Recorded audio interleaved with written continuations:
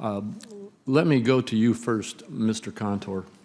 The net investment income tax serves as a surtax on small businesses, and under recent proposals would subject active business income to the surtax.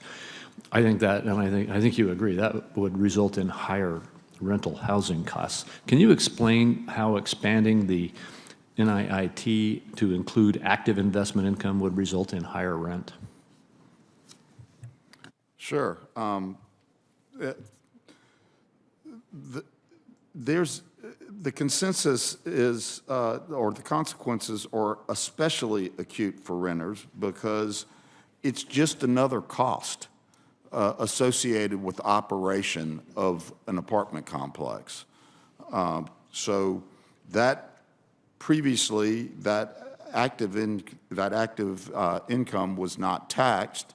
Now it will be, and that will be passed along as part of the cost, and will put upward pressure on rents to cover it.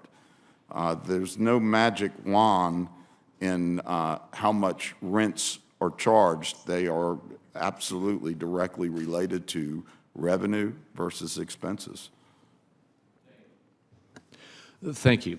And Ms. Wade, you've alluded to this already, but what do you think the possibility of persistently high inflation means for affordable housing? And how would higher long-term inflation affect housing development and utilizing federal tax credits?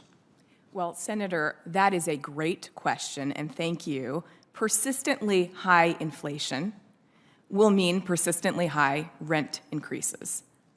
It's no surprise that if you think of inflation as a tax on everyone and everything, it impacts rent prices as well. And as Mr. Roberts stated in his testimony, higher rent prices also factor into CPI calculations. In fact, inflation is also very important in considering the efficacy of low-income housing tax credits. Persistently high inflation will mean that these tax credits are less effective and will decrease their value as well. All right, thank you very much. And Dr. Ohanian, you've discussed today with us as well the impact of regulatory and zoning policies, however well-intentioned, on the ability for us to deal with the affordable housing needs in the country. Could you discuss any studies you're aware of that have analyzed the effects of these state and local deregulatory efforts to determine which land use and supply promoting strategies are the most effective? Yes, Senator, great question. Regulatory burdens are expanding housing costs substantially. When we look at zoning regulations, what we find is that the states with the most severe zoning restrictions, such as my state of California, have the highest home prices. They have the highest construction costs.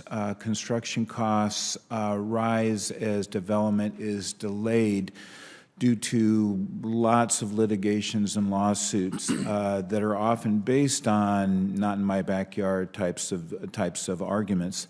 We look at states and locations with much laxer zoning regulations, such as Texas, Kansas, states in the Midwest. They tend to have much lower construction costs, much lower housing costs.